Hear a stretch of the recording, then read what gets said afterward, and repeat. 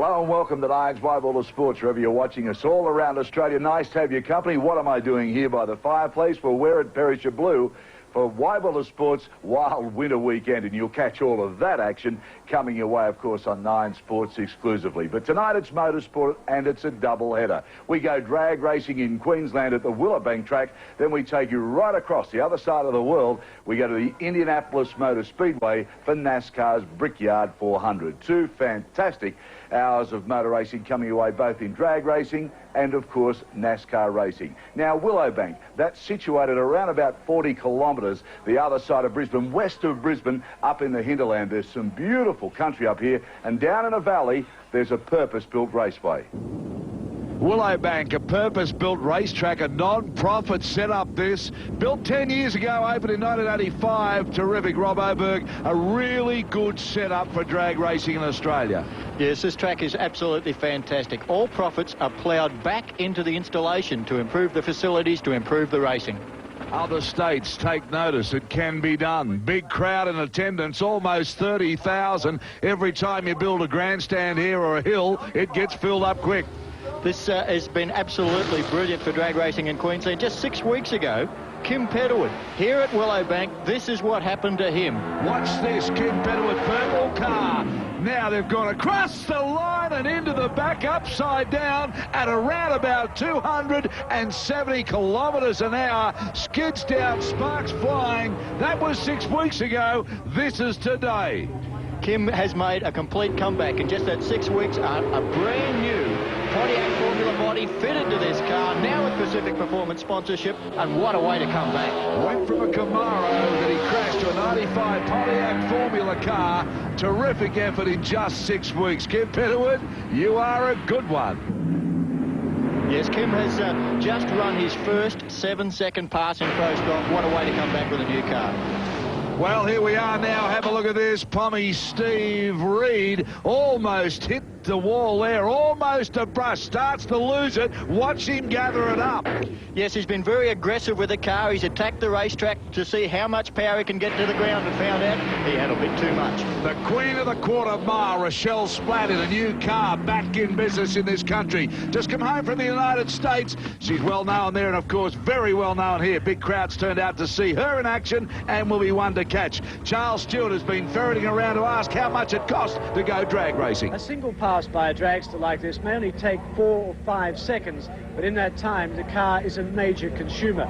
For starters, it'll use around about 40 to 50 litres of fuel, and the cost of that is somewhere between $400 and $500. And then there are the tyres. At around about $1,000 a set, they might get 4 or 5 runs out of them. That means that in this sport, they don't measure the tyre life in kilometres, they measure them in seconds. 25 seconds for these tyres, if they're lucky.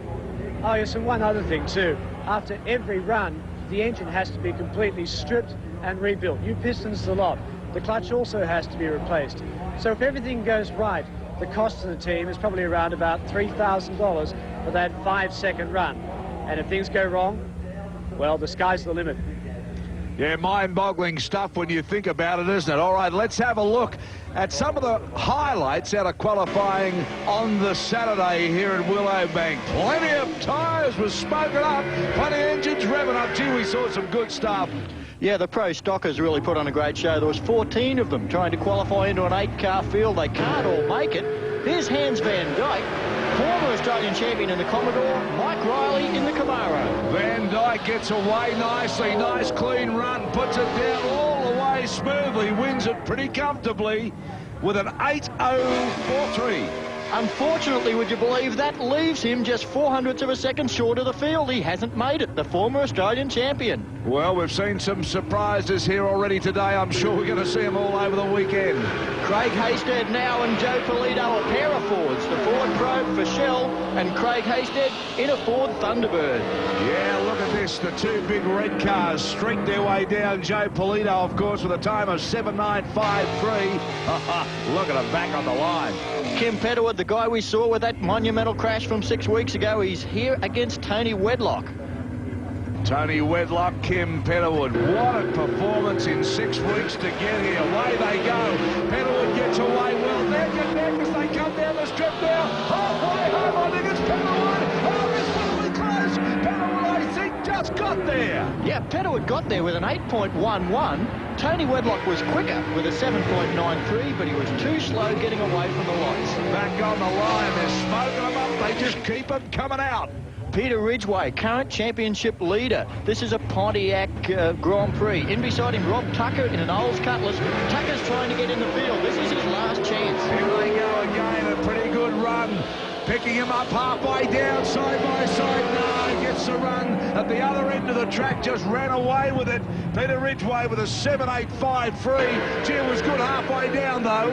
7.85 is #1 qualifier for Peter Ridgway. Rob Tucker's 8.17. He doesn't make it. We've got 7 cars of the 8 already qualified in the 7s. This is the last shot. Wayne Daly and Larry Bozanic.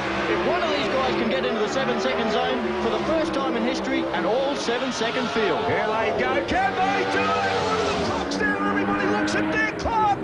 Yes, yes, 7.961 for the first time ever. They're all in the 7-second bracket. Remember, it was only 12 months ago they first cracked it.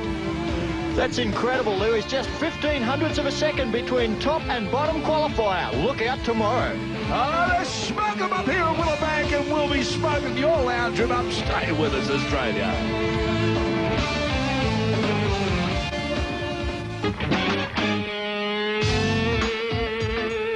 Welcome back. Nice to be at your place. Wherever you're watching us right around Australia, you'll see some big tyres, some big burnouts. We've got cameras inside. We've got them on top and from behind. You're going to see all the action from Willowbank and all the classes racing. Out comes Rochelle Splatt now, qualifying for tomorrow. A solo run, but a very important one. Yes, this is the final qualifying session for Rochelle in Top Fuel. This is her chance to grab the #1. She's been setting the pace pretty well so far and has really put the cat amongst the pigeons, so to speak, with the experienced boys. Brand new car, beautifully turned out. What about the colour scheme? That's something else. Yes, plenty of work gone into this down in Melbourne, Victoria, the Bob Jane T-March Dragway car. Here they go. Oh, look at it light up. Gets a little bit twitchy halfway down, but a pretty good run. 5.106, top speed 280.20. And that gives her the #1 spot for Sunday. But the Top Fuel Shootout, she's well down the list. Yes, the Top Fuel Shootout is scoring points from qualifying right through the series. Rochelle hasn't run the full series, so Jim Reed, Graham Cowan, Robin Kirby, Darren DeFilippo qualified to come out here and race for money during qualifying. Darren DeFilippo hasn't come. Pommy Steve Reed fills his place. First pairing up, though, Graham Cowan up against Robin Kirby. Graham Cowan comes out. There's Kirby in the white-coloured car. They're beautifully turned out, these things. Absolutely beautiful. Top Fuel.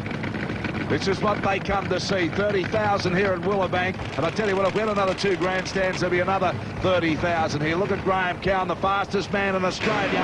Away they go. Both get away nicely. Oh, Cowan! Cowan's lit it up here. Oh, in more ways than one. Blows the motor right at the end of the run. And flames shooting out everywhere. That looks expensive.